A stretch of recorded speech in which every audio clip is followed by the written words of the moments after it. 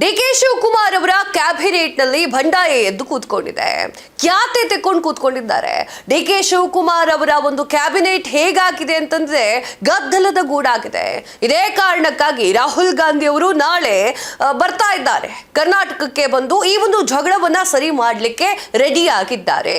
ಯಾಕಾಗಿ ಹೀಗಾಗ್ತಾ ಇದೆ ಅಂತಂದ್ರೆ ತಾವು ಅಂದ್ಕೊಂಡಿರುವಂತಹ ಒಂದು ಖಾತೆಯನ್ನ ಕೊಡ್ಲಿಕ್ಕೆ ರೆಡಿ ಇಲ್ಲ. ಡಿ.ಕೆ. ಶಿವಕುಮಾರ್ ಅವರ ಜೊತೆಯಲ್ಲಿ 9 ಜನ ಶಾಸಕರು ಪ್ರಮಾಣ ವಚನವನ್ನ ಸ್ವೀಕಾರ ಮಾಡಿದ್ರು. ಅದು ಎಲ್ಲರೂ ಕೂಡ ಒಪ್ಕೊಂಡ್ರು. ಆದ್ರೆ ಅವ್ರಿಗೆ ಕೊಟ್ಟಿರುವಂತಹ ಖಾತೆಯನ್ನ ಅವ್ರು ಯಾರು ಒಪ್ಕೊಳ್ತಾ ಇಲ್ಲ.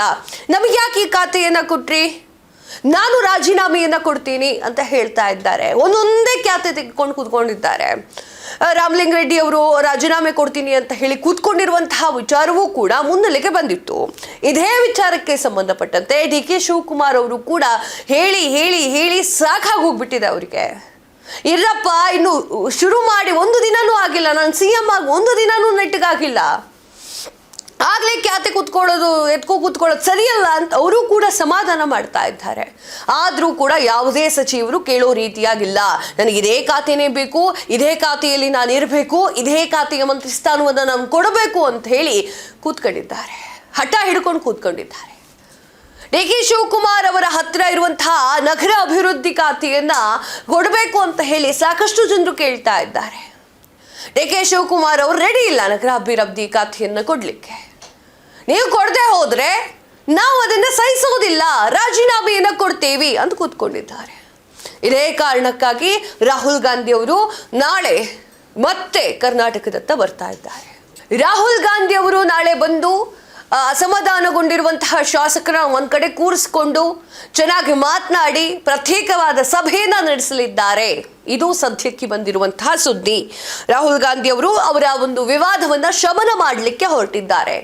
ರಾಹುಲ್ ಗಾಂಧಿನೇ ಬರಬೇಕಾಯ್ತು, ಹೈಕಮಾಂಡ್ ನಿಂದನೇ ಬರಬೇಕಾಯ್ತು.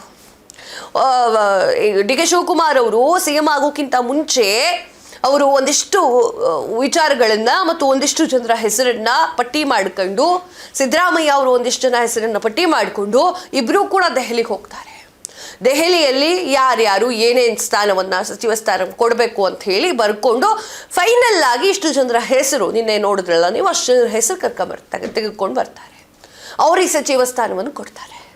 ಆದರೆ ಈಗ ಹೈಕಮಾಂಡ್ ಕೊಟ್ಟಿರುವಂತಹ ರೂಲ್ಸ್ ಅನ್ನೇ ಅಲ್ಲಿರುವಂತಹ ಸಾಕಷ್ಟು ಜನ ಸಚಿವರು ಒಪ್ತಾ ಇಲ್ಲ.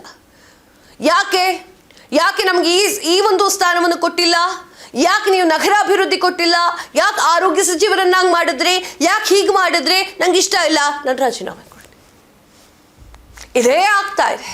ರಾಹುಲ್ ಗಾಂಧಿನೇ ಬರಬೇಕಾಗಿದೆ. ನಾಳೆ ರಾಹುಲ್ ಗಾಂಧಿ ಏನು ಮಾಡ್ತಾರೋ, ಅದು ಯಾವ ರೀತಿಯಾಗಿ ತಿರ್ಕೊಳ್ಳುತ್ತೋ ಗೊತ್ತಿಲ್ಲ, ಕಾದು ನೋಡಬೇಕು. ಇನ್ನು ಡಿ.ಕೆ. ಶಿವಕುಮಾರ್ ಅವರು ಮುಖ್ಯಮಂತ್ರಿ ಆಗಿದ್ದ ಗಳಿಗೆ ಚೆನ್ನಾಗಿಲ್ಲ ಅಂತ ಅನ್ಕೊಳ್ತೀನಿ ನಾನು. ಅಜ್ಜಯ್ಯನ ಆಶೀರ್ವಾದದಿಂದ ಮುಖ್ಯಮಂತ್ರಿ ಆದ್ರು ಅವರು. ಆದರೆ ಯಾಕೋ ಅವರಿಗೆ ಅಲ್ಲಿರುವಂತಹ ಸಾಕಷ್ಟು ಜನರೇ ಅವರಿಗೆ ಸಾಥ್ ಕೊಡ್ತಾ ಇಲ್ವೇನೋ ಅಂತ ಅನ್ನಿಸ್ತಾ ಇದೆ. ಗೊತ್ತಿಲ್ಲ ಎಷ್ಟು ದಿನದವರೆಗೆ ಅವರು ಅಧಿಕಾರವನ್ನು ನಿರ್ವಹಿಸ್ತಾರೆ ಅಥವಾ ಪೂರ್ಣಾವಧಿ 2 ವರ್ಷ ಕಂಪ್ಲೀಟ್ ಮಾಡ್ತಾರೋ, ಕಾದು ನೋಡಬೇಕಾಗಿದೆ. ನಾಳೆ ಏನಾಗುತ್ತೆ ಅಂತ ಹೇಳಿ ನಾಳೆನೇ ನೋಡಬೇಕು. ಇದಾಗಿದೆ ಹೊತ್ತಿನ ವಿಶೇಷ. ಮತ್ತಷ್ಟು ಸುದ್ದಿಗಳಿಗಾಗಿ ನೋಡ್ತಾ ಇರಿ ಸ್ಪೀಡ್ ನ್ಯೂಸ್. ಸುದ್ದಿ ನಿಮ್ಮದು, ವೇಗ ನಮ್ಮದು.